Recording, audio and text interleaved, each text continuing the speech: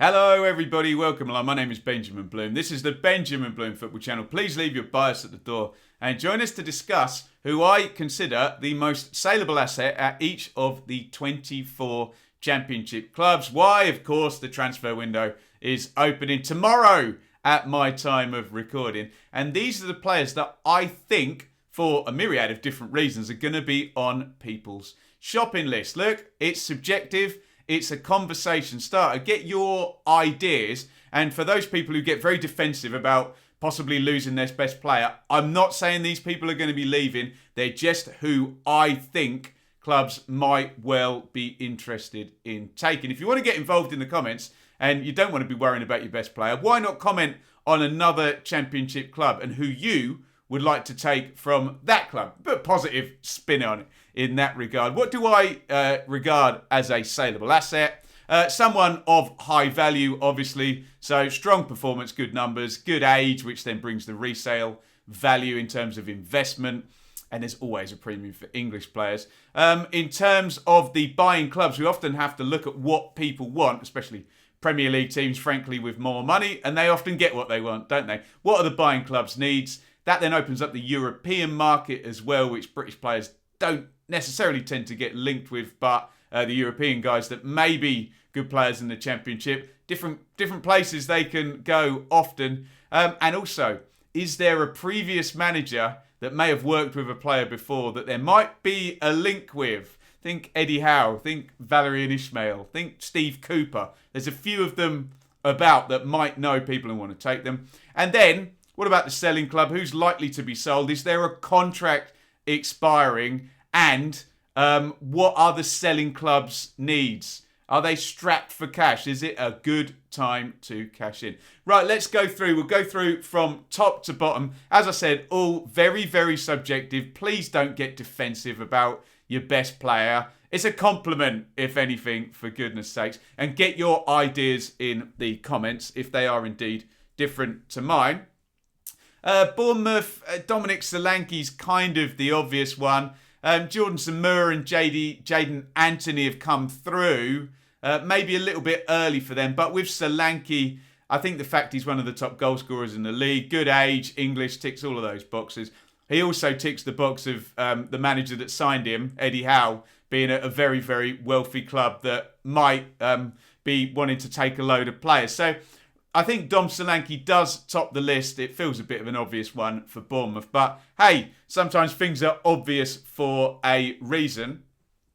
For Fulham, I've gone for Fabio Carvalho, and this is purely a contract thing. Gone back and forth with the talented young Carvalho at Fulham. Still not signed a new contract. It's up at the end of the season. And this would be the player I would be bidding for. Obviously, there'd be mentions for Mitrovic, but I think he'd cost a small fortune. Whereas Carvalho, I'm sure there'll be a queue of people ready to, say, take a chance. He's very good. Doesn't even feel that much of a chance, does it? For Blackburn, again, an obvious one. Ben Brereton. Diaz, the Chilean sensation. So his contract's up at the end of the season, but Blackburn have an option. So they're in a fairly good position. They can trigger that option and get another year out of Mr. Diaz's contract. He's in fantastic form. Very, very big news story around him. I don't actually know what the fact he's Chilean or he's representing Chile means in terms of his viability, if he's going to be going back and forth to South America for games, etc. But I'm sure he's the right side of the Brexit rules, given how long he's played at this level, and he's just a standout player there. Maybe John Buckley you might throw in as well for Blackburn, but look, Mr. Diaz is miles ahead, I think, in terms of who people are going to want to sign. Big links already. Brighton, Leeds, host of Premier League teams are all linked with the Chilean sensation. West Brom, again, we're in contract mode with England goalkeeper Sam Johnston. West Brom have plenty of good players. Taylor Gardner-Hickman's just signed a new contract. There are youngsters there as well. But Johnston has been in the England squad. His contract's up at the end of the season.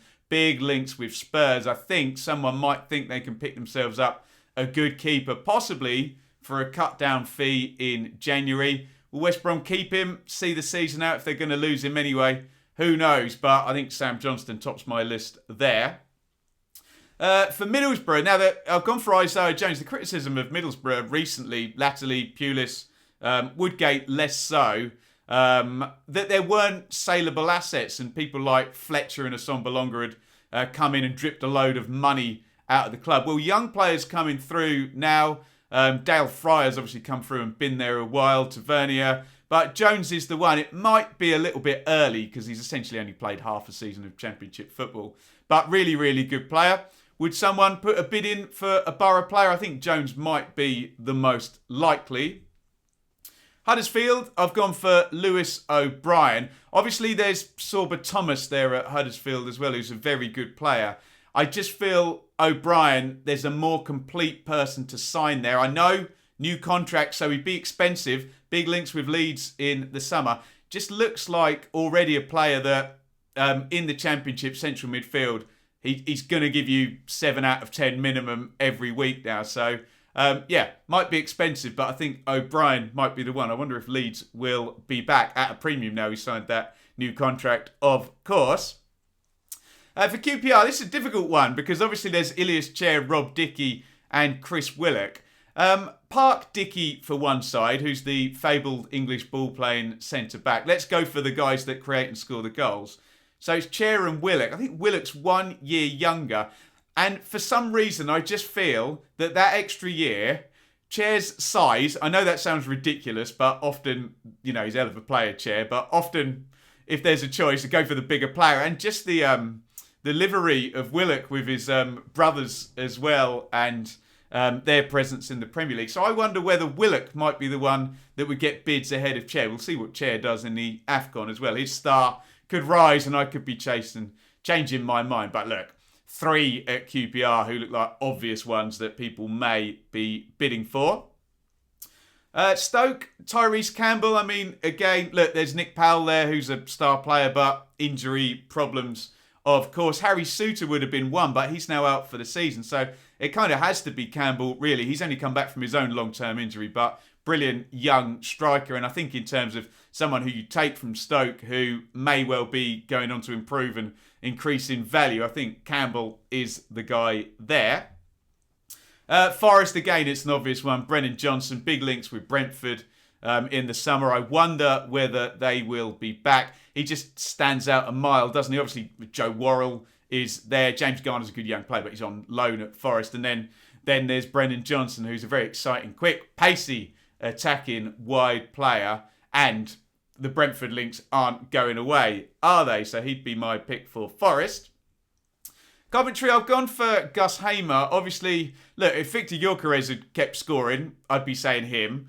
Callum O'Hare, nearly there. I just think Hamer, money was invested in him in the first instance, and that European market's open maybe for more bidders as well, if you forgive that slightly simplistic logic. But it feels like Coventry took Hamer as a project that they could sell on and make money out of. Is it likely? I don't know, but we're picking the most saleable asset, so I'd go for Gus Hamer there.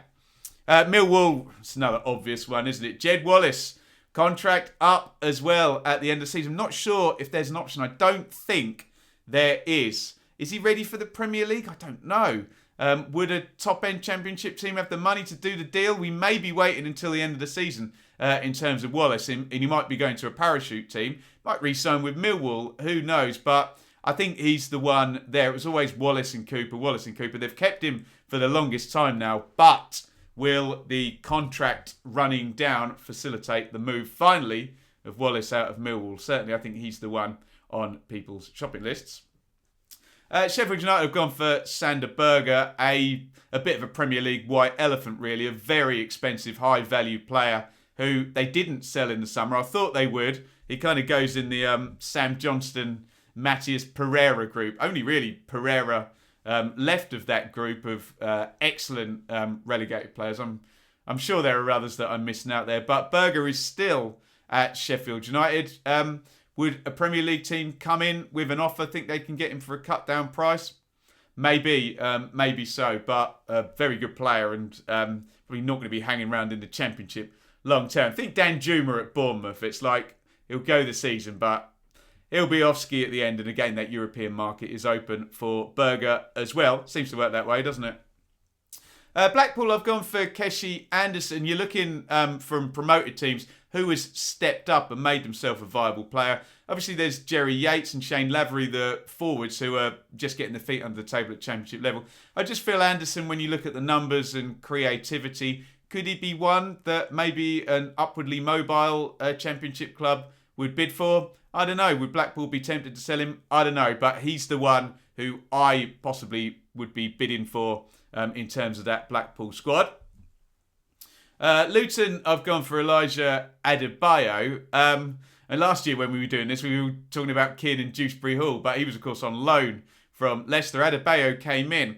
He's stepped up quite nicely, and essentially you have a player now who's on a steep climb from Walsall up into the Championship. He's in the top scoring stakes. If you watched my video about who's the best striker in the Championship, he and Cornick actually showed up quite well in terms of XG. And Luton do develop players well. Look at James Justin, look at Jack Stacey. I would suggest Adebayo would be top of that list of, the high-value players at Kenilworth Road. Preston, I was a bit conflicted, actually. I've gone for Ben Whiteman. I did think about Emil Rees. I think he's only 23. He's showing up now in terms of goal scoring, and there's that European thing where you might get clubs from different countries bid, where they might not be bidding for Ben Whiteman. But if you look at Whiteman, similar to sort of Lewis O'Brien in my logic here, he's just a player now. If you plonk in a championship midfield, he'll do you a job.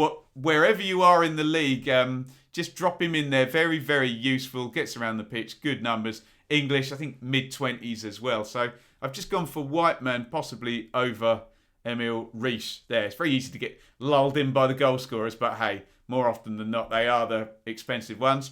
Speaking of which, Swansea, I've gone for Joel Pirro. Again, showed up very, very nicely in fact, at the top of some of our lists in terms of adjustment for difficulty and XG.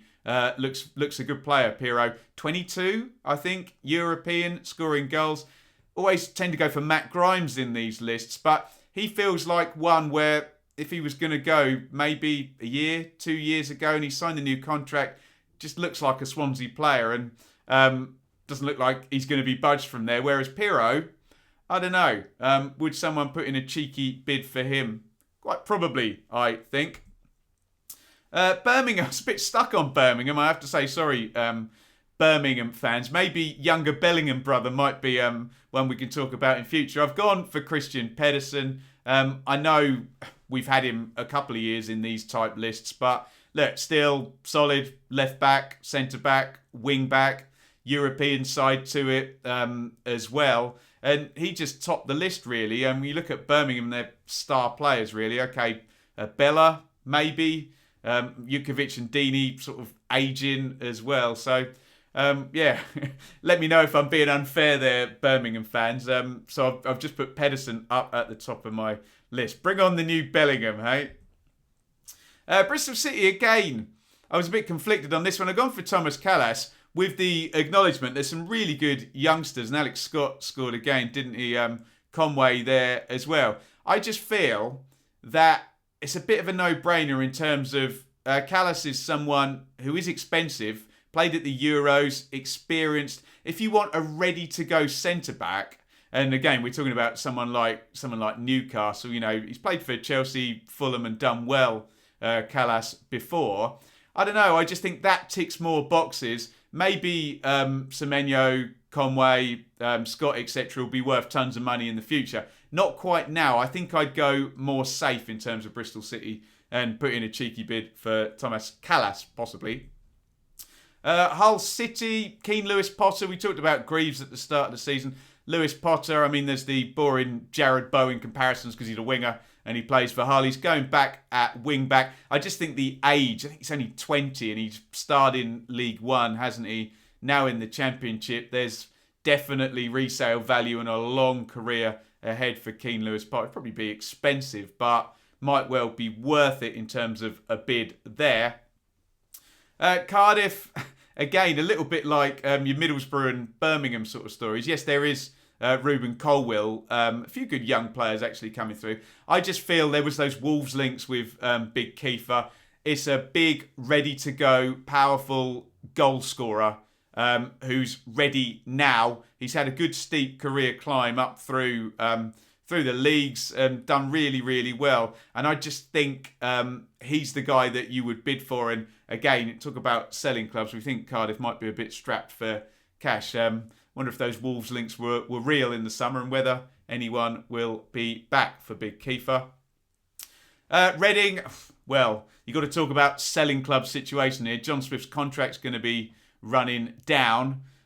Reading have got to cut the costs to meet the EFL approved plan with their FFP judgment. Swift is an excellent player. There is the big caveat. I would accept the argument from Reading fans to pick another of their out-of-contract players just because of Swift's injury record. But we know at championship level, and the injuries do represent a gamble, but he just does the business, doesn't he? Get him on the pitch and watch the key passes, goals, assists fly in and contract up at end of season, like many, many players, worryingly, for Reading fans. Peterborough, I've gone for Harrison Burrows. I acknowledge Josh Knight, George Grant, coming this season, less likely to be sold, aren't they? Johnson, Clark, Harris, Dembele up top. Have they really set the world alight in terms of goals? Whereas Harrison Burrows, I think he's only 19, played wing backs, played number 10. He definitely looks like one for the future. So he would be the one I'd be bidding for at the Posh. Barnsley, boring answer. We always say Callum Styles, but he's very good, isn't he? He's finally kind of migrated across the central midfield, which we thought he might do, but he's full-back, can play wing-back, centre mid, as we said, probably even further forward. And, again, look at selling club. Barnsley are in big relegation trouble. I'm sure their fans would probably revolt if they sold him in January, but look, the bid will be less in the summer if they do go down. So a bit teetery at Barnsley. I suppose they just need to hold their own and get what they deserve if they do want to cash in on any of their good players there. A couple of the European guys might be more likely if we get to summer, by the way. You think an Anderson or a Hellick, possibly someone, if he's going to go down to League One, which he might not, but someone might want Hellick or Anderson, particularly in the Championship. And what about Big Val as well? He already took Mowat. Does he want any more Barnsley players over at West Brom? And finally, Derby. Tricky one with Derby because so many good youngsters. If Christian Bielik was in any way fit, I'd be saying him because Derby in admin, the vultures will come and they'll come for Bielik, the last big signing of the now disgraced Mel Morris era. Look, there's really good youngsters, isn't there? Plange scored again, didn't he? Ebersali's very good. Sibley's good. He hasn't quite moved on how we thought. Bird is very good. I'm probably missing one out, but I just think the most ready guy, I'll go for Jason Knight. But look, you just got to hope, and we talk about position of selling club, you got to hope that the vultures do not come as it pertains for Derby and their administration and their playing squad this January. There we go, everybody. That is my thoughts on who the most saleable asset is at each of the 24 championship clubs. As ever, my pleas to emotional possible commenters in the chat. Very, very subjective. Take it as a compliment that I think your players are good. I'm not saying anybody's going to be leaving. I don't know. You don't know. We're not the bean counters at the clubs. So do get your comments in. Try not to be defensive because people get very defensive about people saying their players are possibly going to be bidded for. Look, it's the Championship. There's a jolly big league above that players all want to go and play in. So sometimes I'm afraid we just have to accept the world as it is. And like I said, if you want to flip this conversation on its head, why not? And I'm always persuading people to do this. Look at a different club rather than your own and tell me who you would take. Get the conversation going in the comments. And we'll see, looking back maybe at the end of January on this video, did any of these players leave? Did we get solid evidence of bids for them? I wonder. Thank you, everybody, for watching. And we'll get set for the January transfer window. Transfer updates right the way through. And presumably plenty of bids going on. Maybe for some of the players I've just picked out. Get your ideas in the comments. My most saleable assets list ahead of the January 2022 transfer window. Thank you for watching. Over and out.